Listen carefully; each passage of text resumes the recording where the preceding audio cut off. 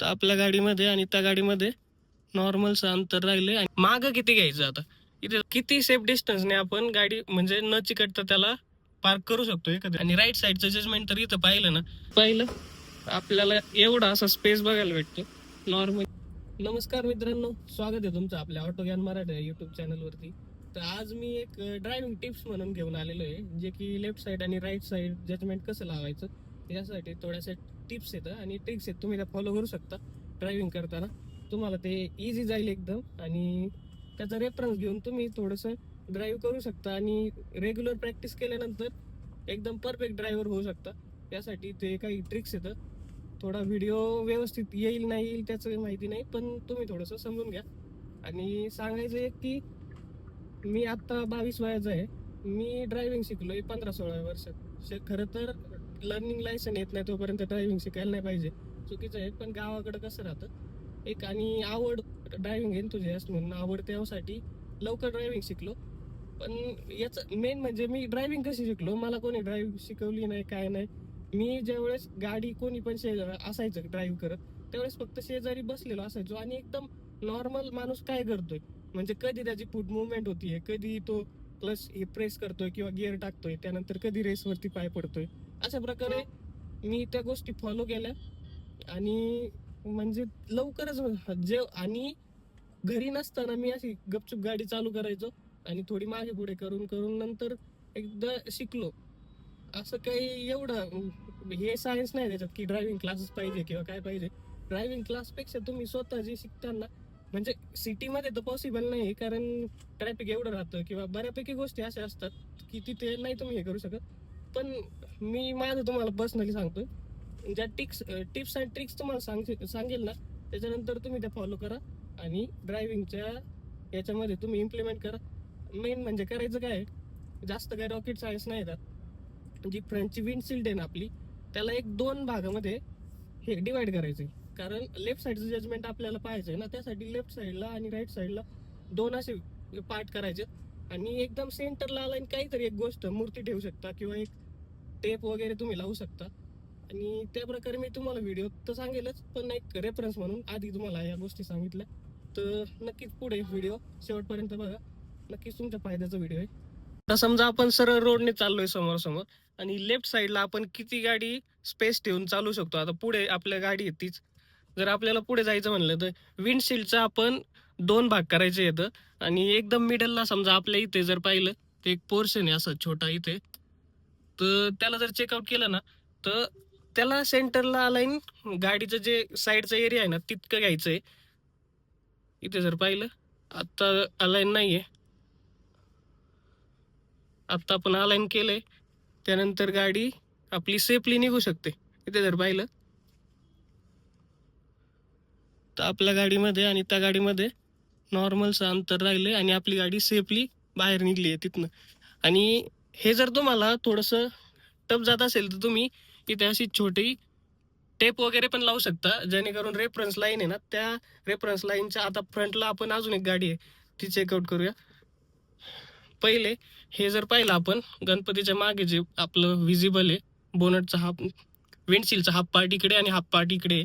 समजा आपल्याला या गाडीच्या साईडनी गाडी काढायची आहे, तर काय करायचं, आता जर पाहिलं तर आपला जो मधला मिडल पार्ट आहे ना, तो गाडीच्या जो इकडचा पार्ट आहे संपतोय तिथं त्याच्या पलीकडे आहे. म्हणजे जर आपण सरळ सरळ गेलो तर गाडी आपली त्या गाडीला चिकटेल. पण हेच जर आपण थोडंसं इकडे घेतलं, आपली अलाईन झाली गाडी त्याला, आणि इथे जर पाहिलं तर आपण सेफली गाडी आपली सरळ सरळ काढली. अशा प्रकारे तुम्ही एक व्हिजिबल टेप इथे जर लावला आणि त्या लाईनला थोडंसं अंतर ठेवून जर शेजारी जी गाडी असेल त्याच्या जर शेजारून गेले तर तुमची गाडी त्याला हे होणार नाही, टच होणार नाही आणि सेफली तुम्ही बाहेर जाऊ शकता. हेच जर तुम्हाला गाडी आपली साईडला काढून घ्यायची, रोडला लागायचे, त्यावेळेस काय करायचं, बघायचं सेंटरला अलाईन केलेली आहे, पण आता जर समजा आपण पूर्ण स्टेअरिंग रोटेट करून जर गाडी काढायचा प्रयत्न केला तर आपली गाडी पुढे चिकटेल त्याला. जर पाहिलं तर गाडी आपली हे करू शकते. त्याच्यामुळं मागं किती घ्यायचं, आता इथे जर पाहिलं तर आपण नॉर्मली थोडंसं गाडीचा लोअर बंपर जोपर्यंत दिसत नाही ना तोपर्यंत मागे घ्यायचं. इथे जर पाहिलं बोनटला अलाइन झालेला लोअर बंपर दिसला. आता आपण पूर्ण स्टिअरिंग राईट हँड साईडला रोटेट केलाय. त्यानंतर इथे जर पाहिलं तर आपली गाडी एकदम फेस टू फेस निघून गेली आहे.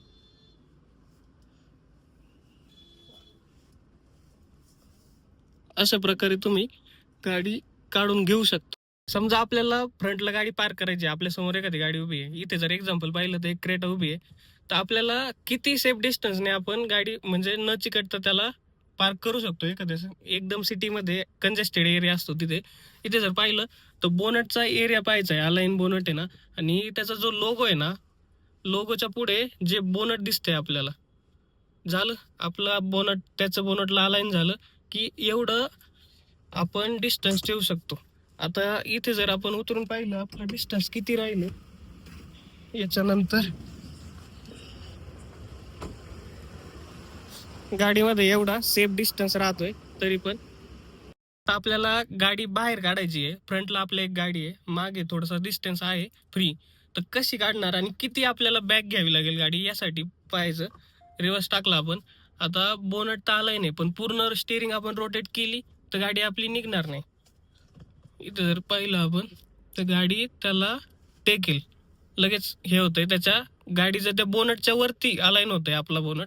त्याच्यासाठी किती सेफ डिस्टन्सने आपल्याला बॅक घ्यावी लागेल, म्हणजे मागे पण लागणार नाही गाडी आणि व्यवस्थित आपली गाडी निघून जाईल. तर जो लोअर बंपर दिसतोय ना आपल्याला, तिथपर्यंत आपण गाडी बॅक घेतली ना, इतका असं लोअर बंपर म्हणजे मिड साईज इतकं लाईटच्या थोडंसं खाली, लोगोच्या खाली दिसतंय तेवढं आपल्याला बॅक घ्यायचंय. आणि त्यानंतर पूर्ण स्टिअरिंग रोटेट करायची आहे आपल्याला एक साईडला, ज्या साईडला आपल्याला टर्न घ्यायचं आहे. आणि इथं जर तुम्ही पाहिलं तर गाडी आपली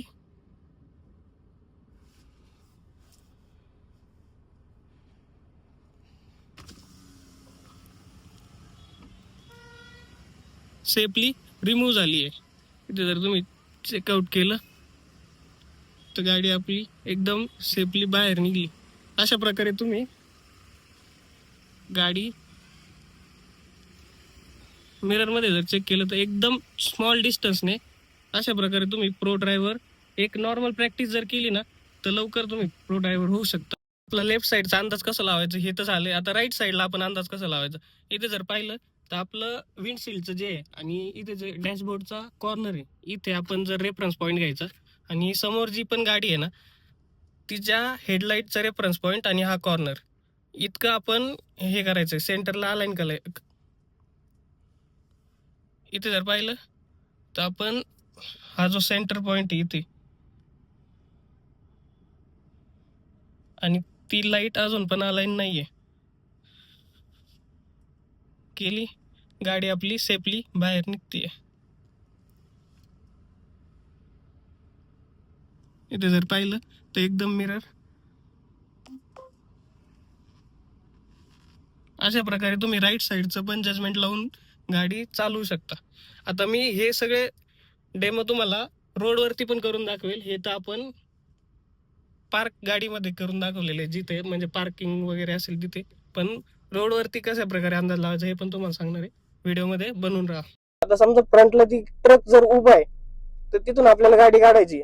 आणि त्याच्या आधी एक टिप सांगतो, इथे समजा आपण लेफ्ट साईडला एकदम लाईनला घेतली तर आपला स्पेस किती राहतोय, मिररमध्ये बघितलं तर एवढा असा स्पेस राहतोय, म्हणजे थोडा एकदम नॉर्मली आपली गाडी आरामात तिथून निघून जाईल.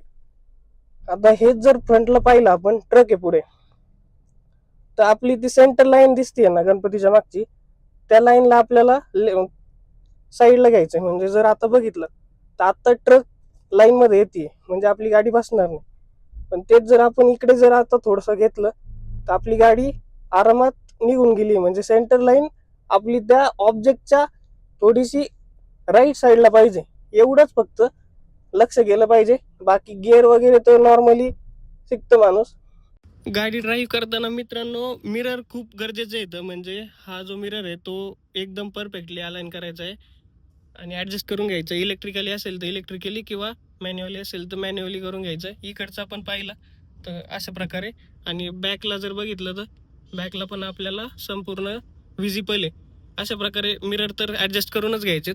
आणि बाकी आता तुम्हाला समोर काही गाड्या दिसत आहे,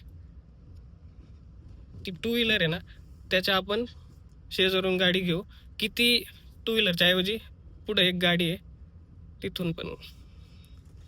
आता इथे जर पाहिलं तर आपला सेंटर कुठे येतोय, या इथे सेंटर येतोय आणि आपल्याला ती गाडीतून काढायचं.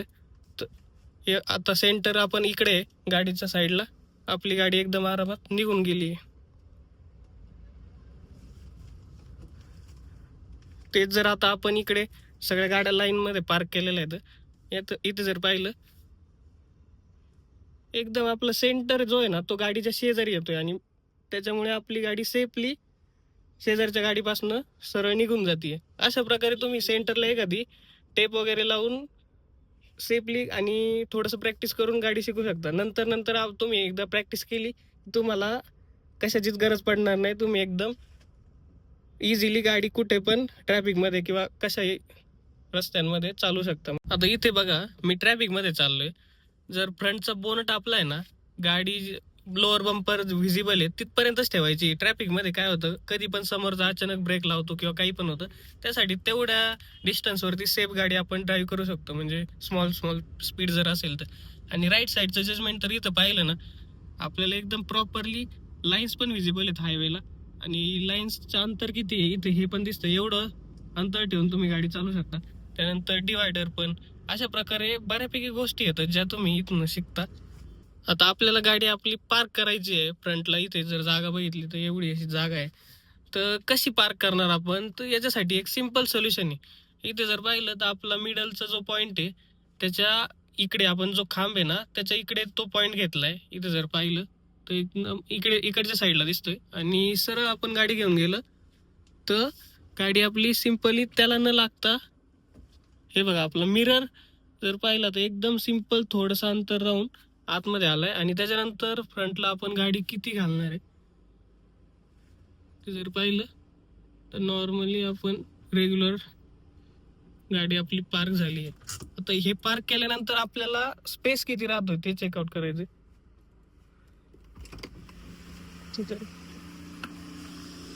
इथे जर पाहिलं आपल्याला एवढा असा स्पेस बघायला भेटतो.